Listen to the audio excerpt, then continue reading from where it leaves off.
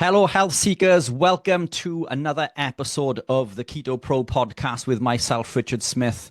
Today, I'm joined by a man who needs no introduction, a titan, a legend in the industry, if you will.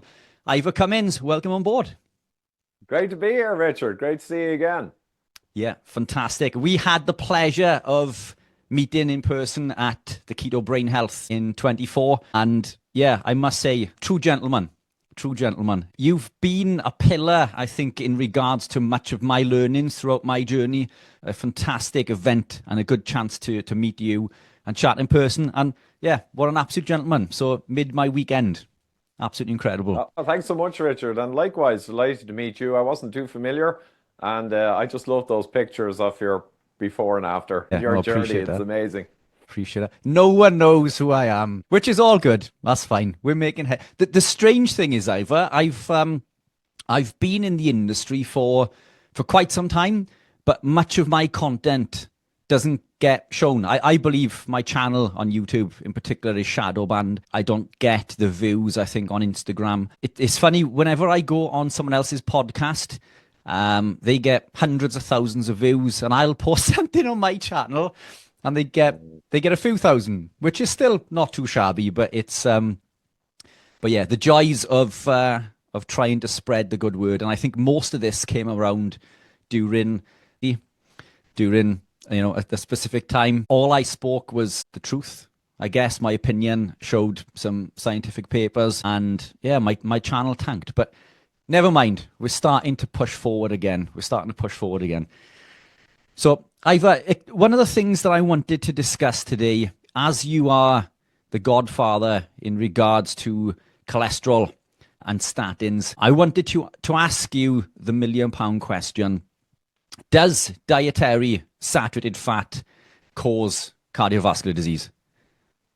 No, that's an easy one, Richard. No, of course not. So any ancestral food that Homo sapiens evolved via, and I often say no paleoanthropologist worth their salt would ever deny that we evolved as a species from the scavenging of animal carcasses, and then we became the most successful hunters on the planet, the striding two-legged hunters, and we basically ate up all the megafauna. So our full millions of year history, we've thrived on animal foods, which includes saturated fat, of course. There simply cannot be anything toxic in that. It's actually absurd. But I often also tell people a simple way to look at it, I mean, it's scientifically accurate, but it's not super duper accurate, but it's a great way to visualize. Think of the saturated fat as potentially being a problem when mixed with refined carbohydrates or potentiated by eating coincident with carbohydrates. And then the fat may be a problem because you're just doing a bad thing, which our ancestors never did effectively. So the saturated fatness on, and Zoe Harcombe, who was in Manchester with us, great lady, as she pointed out and reminded me yet again that when you look at an actual steak, most of it's water, then there's protein, there's da.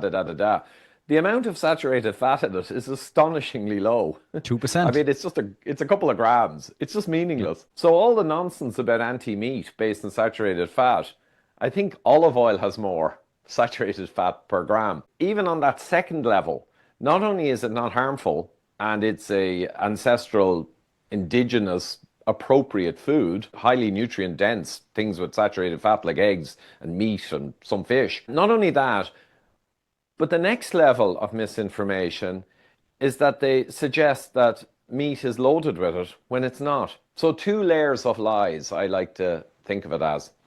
Yeah, and it's crazy when you do look at that, because it's I think it's around 2% saturated fat, 70% water, and there's like 7% of fat of the weight of a piece of beef, give or take, is around 7% of fat, and then 2% of that only is saturated.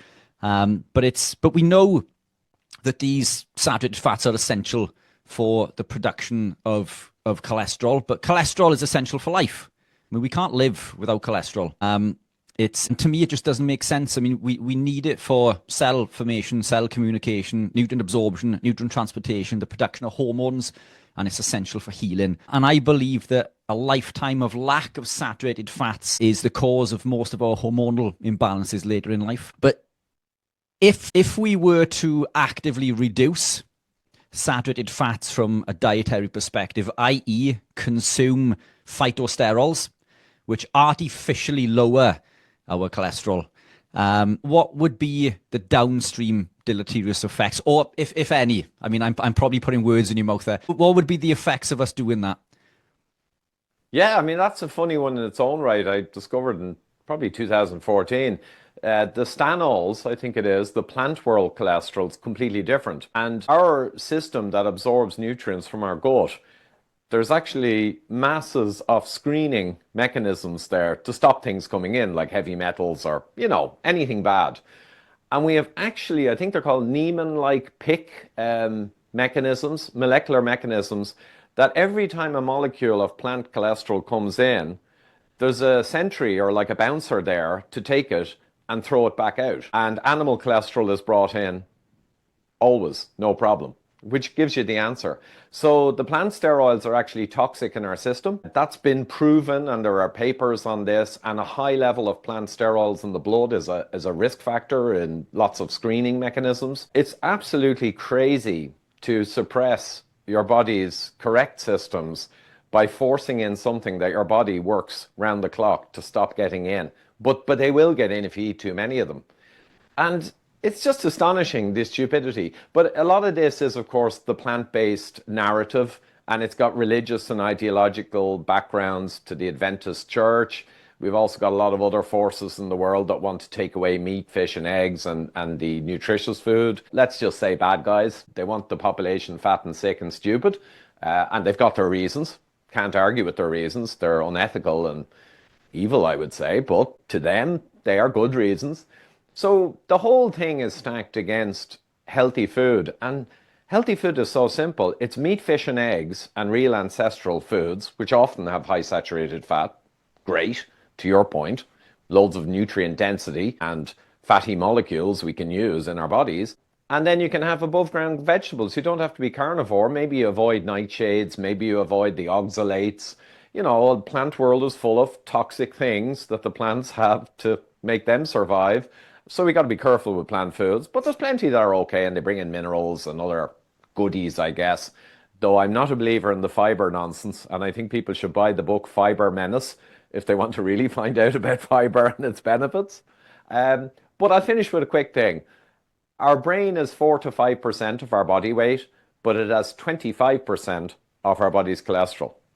So, I mean, every single factoid you look at, whether paleoanthropology, whether you look at epidemiology, whether you look at mechanistic studies, or indeed the countless kind of low-carb trials, especially Professor Volek, who did amazing work with humans, control healthy planty diet, low in fat and very low in saturated fat, versus super high fat ketogenic diet, where I think 36% of the fat was saturated. So he went all in.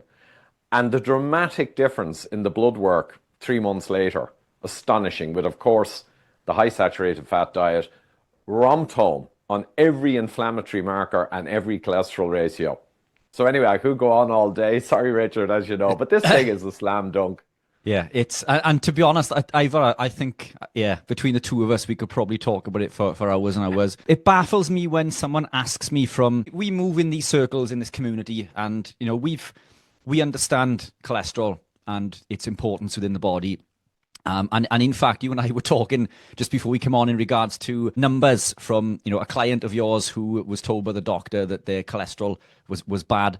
My view on the cholesterol numbers is completely different to a doctor. I haven't been to a doctor for many, many years since I've been living this way. But I do test my cholesterol, not because I'm concerned, but because I like data. And my last test, I think, was my overall cholesterol was 10.26. My LDL was 8. My triglycerides were incredibly low, and my HDL to triglyceride ratio was ridiculously low. Now, to a doctor, I'm a walk-in ticking time bomb. But you know what? I was upset that my LDL wasn't higher. Well, yeah, it's plenty high enough, because nominally I think of 4 and above as kind of right in the ancestral kind of zone for modern people. It just seems to fit with the healthiest. But 8, Like the fact is, you're in millimoles here. The Americans, of course, you have to multiply by 38 all these numbers. Well, except for triglyceride, you multiply that by 78. Anyway, we won't go down a hole. But Malcolm Kendrick, I think it was him or could have been Dr. Asim. Dr. Asim Hatra had a family of hypercholesterolemics, and they were up around 12 total. So I guess their LDL was around 9. And they were there in their 50s, and he scanned them. And two of them at least did not want to take statins. So, and that's why it was so high. They wouldn't take statins. And they got incredible arterial scans. I mean, they were way better than the average. And the winner is Dr. Malcolm Kendrick had a guy who was 17 or 19, I think, total, had been long term and also did not want to take statins, had tried them, had a lot of pain. Often the high cholesterol, healthy ancestral people will get more pain when they take statins than a generic lower cholesterol person eating plant stanols. It's a weird twist. But this guy was up, I think, nearly 20 millimole. And he was late 60s from memory. And he got the cleanest arterial scan when they actually went in, did a CT angiogram, that you could expect to see. And he had been long term at 20.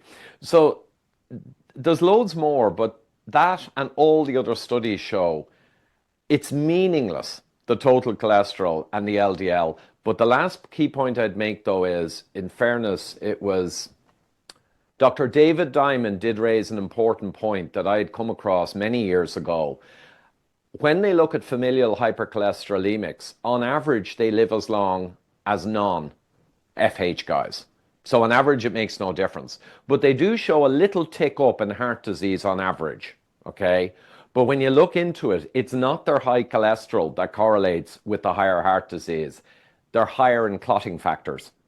So even for FH, high cholesterol people, they're just a genetic background that tends to promote clotting. So they need to do the good diet even more than the average guy. But it's still not about cholesterol. So cholesterol is just a proxy for insulin resistance. That's its main usefulness, the ratios. And it's a proxy for maybe genetic predisposition towards clotting. So cholesterol is always a proxy for the real thing. So if people just think of that, if my cholesterol's high or doesn't look good, I need to make sure the real measures are good, not the proxy. The proxy is flagged, hey, there could be something interesting here. But the only course of action is to check your real measures, like your insulin or your leptin or your adiponectin, the real measures, or the clotting factors. It's only a trigger to make you go and do it properly. Yeah, and I'm assuming that providing diet is in order and in an ancestral appropriate way, then it's not an issue. I'm going to say this, but I will check before I publish that it's okay for me to say it. But our good friend Dr. Jen Unwin, her numbers, I believe, are higher still.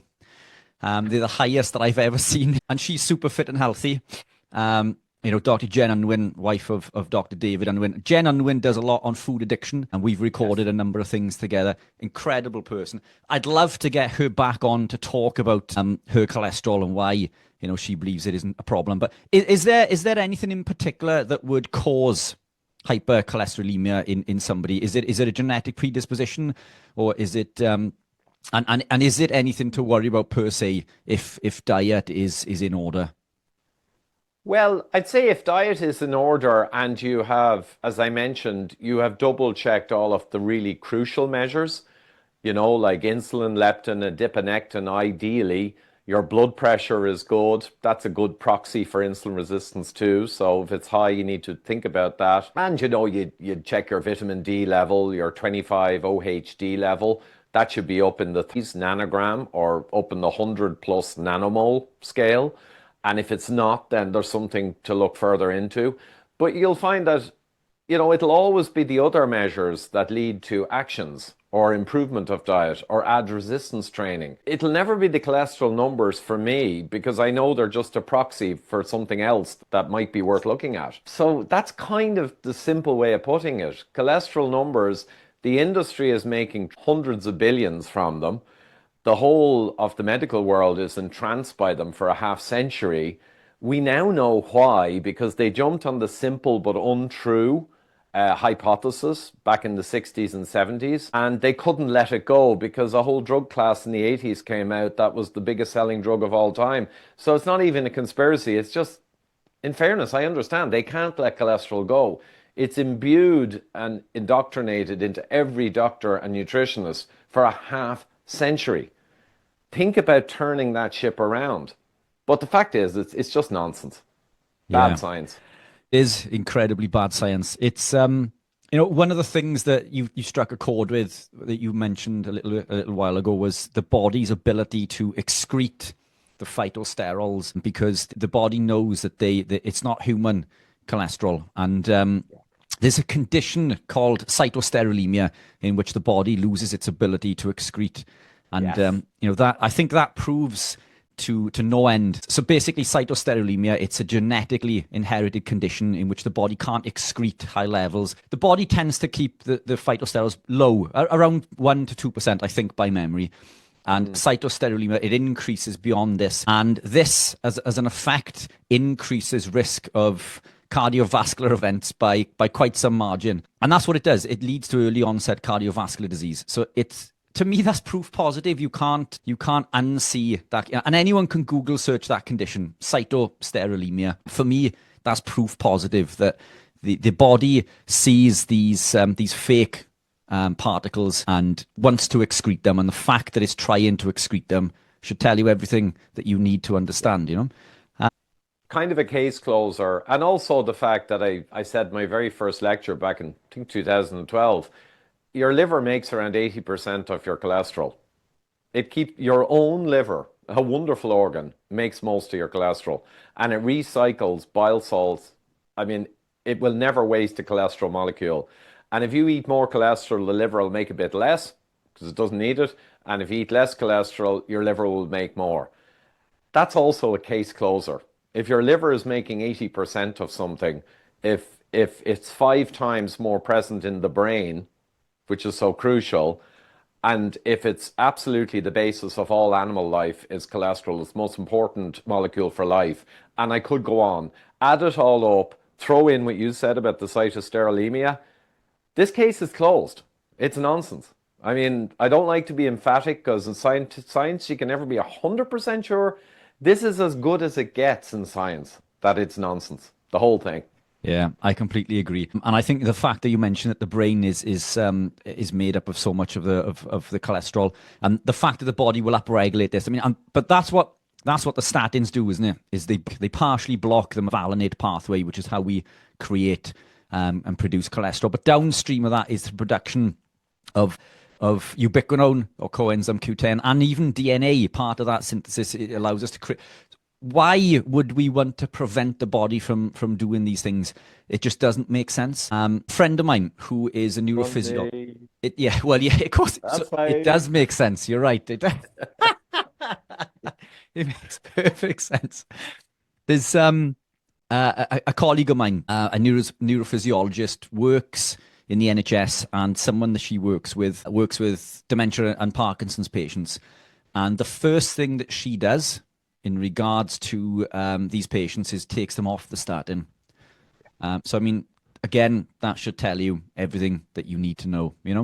It's look, we'll wrap the cholesterol part up really quickly, and we can get back on to your latest projects. But what I wanted, we've discussed cholesterol, saturated fats, not a problem. Phytosterols, fake cholesterols are a problem. What else causes damage to the arterial wall and could potentially lead to cardiovascular disease? What are the key things that we need to avoid or dramatically reduce from our diet or any other factor for that matter? Yeah, no, absolutely, Richard, and you know this so well. I used to call it many years ago the devil's triad. So keep it simple for people. Devil's triad is sugars, refined grains, refined wheats, etc., and vegetable or seed oils. And they make up most of ultra-processed foods, and that's what make ultra-processed foods bad. It's not so much E numbers and trace colors. I don't really go for that. They're probably not good, but the big deal is most of the calories in ultra-processed foods are the devil's triad. And actually, as I was mentioning, I have a new 75-inch screen for my new courses I'm going to be doing. But this one I pulled from 2016, and it took me a while to find it on the internet. I couldn't find it in my archive because I wanted for my course in mental strength and resilience to mention, the physical health aspects very important for mental health. But I want to keep it really simple, and I'm just going to show them this. So basically, you've got the hyperinsulinemia, insulin resistance spectrum from truly non-diabetic, these guys, right, ancestral humans, all the way up to full-blown diabetes and half of America, three-quarters of America, I guess. And to push down from metabolic mayhem down to the ultimate health, I put this together with Dr. Gerber way back. So you eliminate the refined carb and the sugars, you eliminate the processed foods, unless, of course, it's a tray with, I don't know, a Sunday dinner. Some of the shops, like Tesco, you can look at the back label and it's just got the beef in it and potato and carrots. Nothing else, sugar and salt. So some of these tray foods, which are convenient, well, some of them are okay, but you got to look at the back. So you eliminate those. The vegetable oils are just disgraceful, just shocking poison. Then I personally would say low carb, healthy fat, high quality protein. I didn't really push carnivore except for autoimmune issues or profound issues that might need something special. Elimination diet. Fasting is wonderful. I do one meal a day generally, and it's a great lifestyle for me. Sun, stress, sleep, these are all important. As much sun as you can get. Healthy sun without burning. That's the only rule. Get as much sun as you can without burning. And that means you're going to optimize your health. That's it. And of course, resistance training I'm doing lately now. I've a new mentor in that. So I'm just doing squats, press-ups, and lifts and pull-ups. And I'm doing 15, 20 minutes twice a week. And that's a good baseline for a busy guy. And some supplements, and I think you mentioned earlier before we even started, there's magnesium, potassium. There's various things that modern foods might be a bit limited in nowadays because of modern methods. So there's a few key supplements that are no harm taking. And other people like to take, natural zymes and various other vitamin K2, and MK7. So there's a lot of things in there that are very positive for health, but I don't tend to push them too much. I stick to the core. Yeah, and I completely agree. We spoke about this, didn't we, before we recorded? And those levers, it's funny that you've got pictures of levers because one of my famous sayings is pulling levers. And I get it's a common joke whenever I talk about this on a Sunday. Pulling the levers. There's always another lever to pull. And I think you're right. I think you've nailed it. Those are, if you can do those things without adding a tag of keto or carnivore. When people ask me, do you teach keto or carnivore? I'm a nutritionist. I teach optimal health. You can add whichever tag you want to it, but I teach optimal health. I work with vegans, vegetarians, all the way up to low carb, ketogenic, strict keto, carnivore, and anyone else who wants to achieve better health. And there are a few key factors, I think, and you've just nailed those key factors. If you can pull those levers, then you are already winning. I think you are already on a path to something special. So yeah, I completely agree. It's and it's interesting because this is part of your new presentations or your new. Yeah, actually, I'm getting used to the touch screen, but I saw a guy using one of these and I decided I'd invest. Did And you I know it just was a think, touch screen? oh yeah, You did, yeah. yeah, it's amazing. I mean, I just show you there. I can pick any slide. There it is. Well, again, as I say, getting used to it. I'm not sure. So there you are. That's a fundamental, really important thing, the timeline of your reality. The science on this is absolutely fascinating. And just really quickly on this point, the present moment is where you can use your prefrontal cortex to actually analyze and look at facts and, plan your life. And you can also, in the present moment, look back at your past memories, which are negative automatic thoughts or limiting beliefs, and you can reprocess them. So it takes a bit of time, but you can actually reprocess your past and take away all the falsehoods in your past that limit you at the moment. So in a very real sense, we are slaves to our past because it creates all our limiting beliefs and our limitations and our negative thoughts. 80% of thoughts are negatives. You have 50,000 thoughts a day, approximately, and 95% of those thoughts are the same thoughts as you had yesterday, and 80% are negative. And that's the average person. So it's just nuts. But I'll be going through a lot of detail on tools and tricks to empower yourself in the present moment to actually create your own future. Because for most people, their future is literally dictated by their past. The past, it's like 1984, George Orwell, my favorite quote. He who controls the present controls the past. He who controls the past controls the future. So in 1984, if you control the present people, you can give them what the past is. You can create the past for them, their memories and fake news, and then you can dictate their future. But in this model, it's very similar, but you're empowered at the moment to rewrite your past, essentially, and therefore to create your future. But most people, the past just simply sends them into the future. The past creates their future. So that's it. But the screen is pretty cool, I think. Got to get used to it.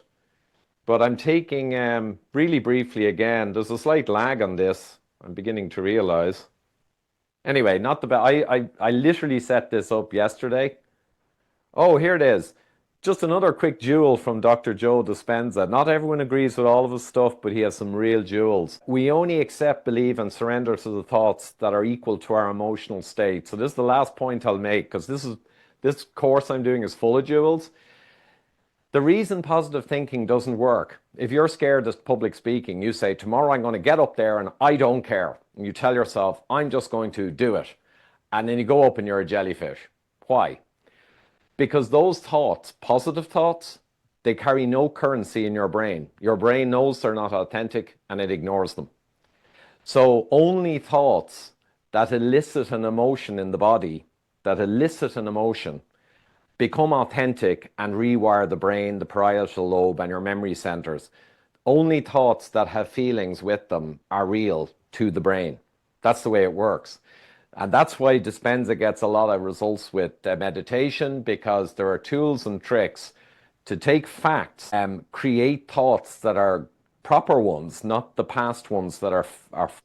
But you need to actually have a process of making them real and feeling the emotion attached to them before they have any effect in your head. And people have done wonders with this, like gone from being terrified of public speaking to being the best. I mean, there are no limits when you harness your brain and understand the neurobiology and psychology, and you actually understand how you can rewire things. It's astonishing stuff, Richard. I must say, I just can't believe it.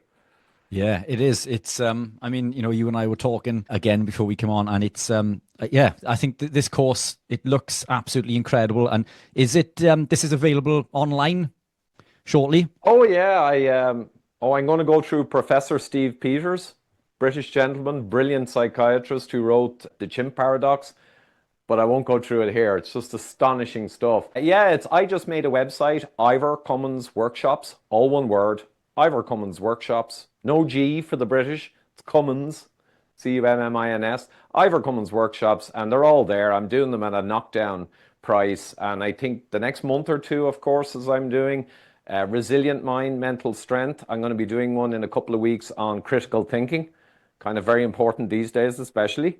And I'm doing, of course, the kind of ultimate weight loss mastery, which is obviously the stuff I've been in most of my last 10 years. And I'm hoping to at least cover the cost of the screen in the next couple of months. But the key thing for me, it's one of my values, is helping people with this stuff. Anything I find that's really important for life. I was very active since 2020 on certain things we won't discuss. But I'm willing to take risk to get the right stuff out to people, to strengthen them, lose weight, mental strength, resilience. It's just one of my things. So now I'm finally in 25 doing what I planned. I planned on doing this around 4 years ago.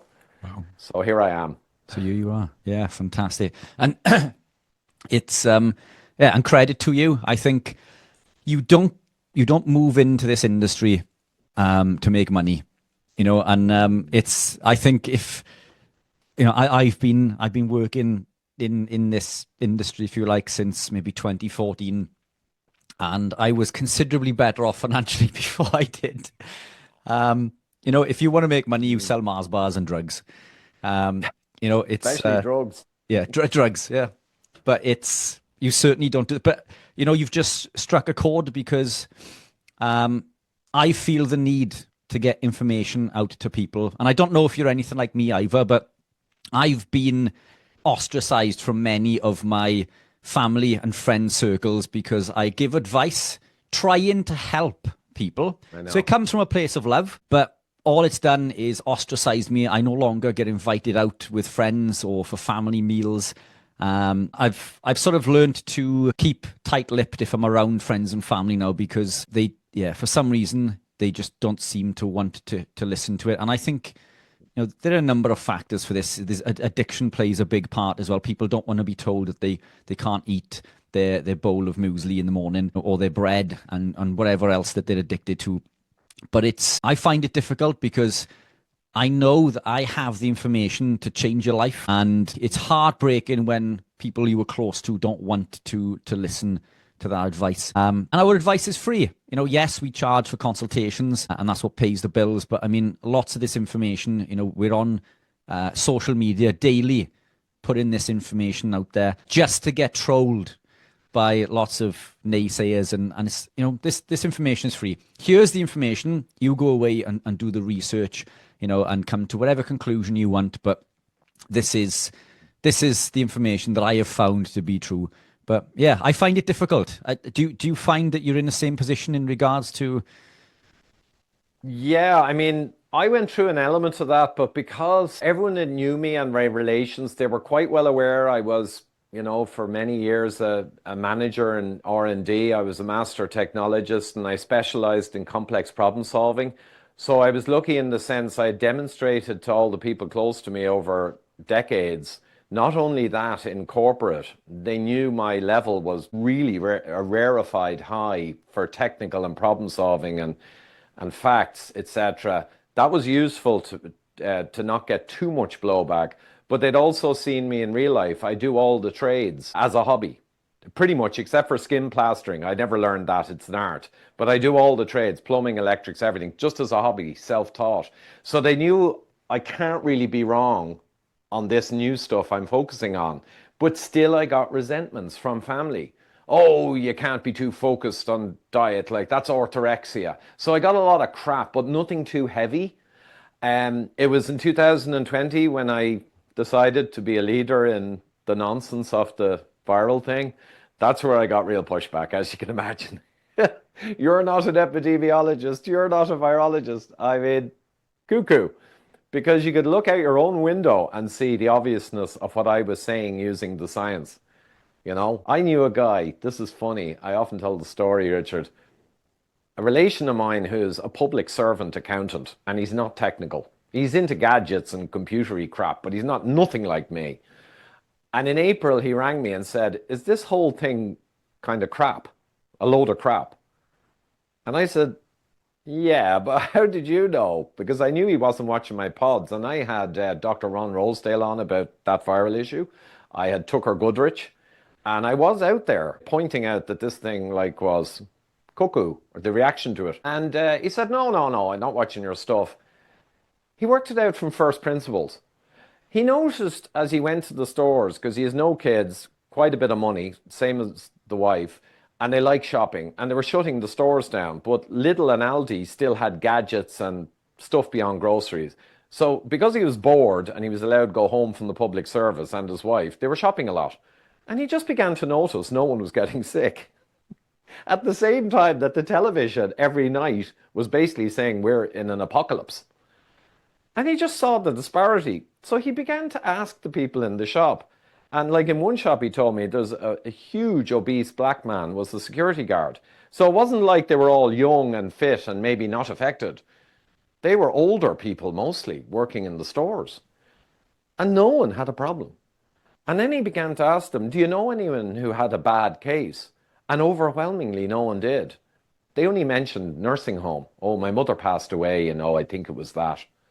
So he realized the reality is, without question, empirical reality of his own eyes, there's a bad flu going round. That is incontestable. And the television is telling me we are in the Black Death. And that's when he rang me, because he figured I can't be wrong on this, so I'll check with Ivor. And he was right. Crazy, isn't it? It baffles me how the community today is so brainwashed and what's the word I'm looking for? I don't want to say narrow-minded. Indoctrinated. Yeah, but they can't see what's right in front of them. And I'll give you a little story. I'll indulge myself with a little story that I've told recently on my channel. I go to my butcher every Wednesday. So I train with a friend of mine who is one of the best amateur athletes in Ironman in the world. Ex-vegan, came to work with me, and now carnivore, and now he's the fastest Welshman to complete Kona World Championships, and he's the European champion. So, and he was a good athlete as a vegan, and I'm digressing, apologies, but since he's become more animal based, he's absolutely crushing it. So I train with this guy every Wednesday. He does what's called like zone 2 work, which is low end training for him. For me, it's my top end. But still, I'm there with him. And after we go for a breakfast, which is bacon and eggs, typically cooked in butter. Sometimes we indulge in some sausage. Sausage sometimes has things in there that maybe we don't want. But again, it's now and again we'll have the sausage. So our bodies are capable of dealing with these things also. So bacon and eggs cooked in butter, and sometimes it'll be poached eggs, so there's no danger of cross-contamination. Anyway, I'm digressing, apologies. After that, we'll go to the butcher. So a few weeks ago, we were at my local butcher, has his own farm, all grass-fed, grass-finished, real good quality meat. So we are there ordering our bits, and then a lady comes along, a fairly large lady, and she asks for some lamb. And I'm thinking, oh, fantastic, because lamb is one of the most nutrient-dense foods on the planet. And I'm thinking, fair play. That's it. Lamb is, I believe, to be even more beneficial than beef. And that's not. There was an article a few years ago, and I shared it widely, around 7 years ago. And there was a magazine, a health magazine, and it was saying it should be called land salmon, because properly reared lamb, proper organic type lamb, it's actually very high in omega-3. I didn't know that. Land salmon. So yeah, 100%. 10 times more omega-3s in lamb than there is in beef. And better vitamin B profile, the amino acid profile. I believe it's at least equal to, if not better. And lamb is always grass-fed. So it's So it's there. So I tend to preference lamb. I do love beef, by the way, so I bounce between the two. But I was really impressed that this lady came along and ordered some lamb. And then the butcher brought out this big massive cut and said, "Oh, can you take the fat off me, please?" And I'm thinking, so I didn't want to say anything. I bit my tongue, but as the butcher was cutting her off, and the butcher's name is Chris, I said, "Chris, what are you going to do with that lamb fat? Can I have the lamb fat?" And she looked at me as if I was absolutely batshit crazy.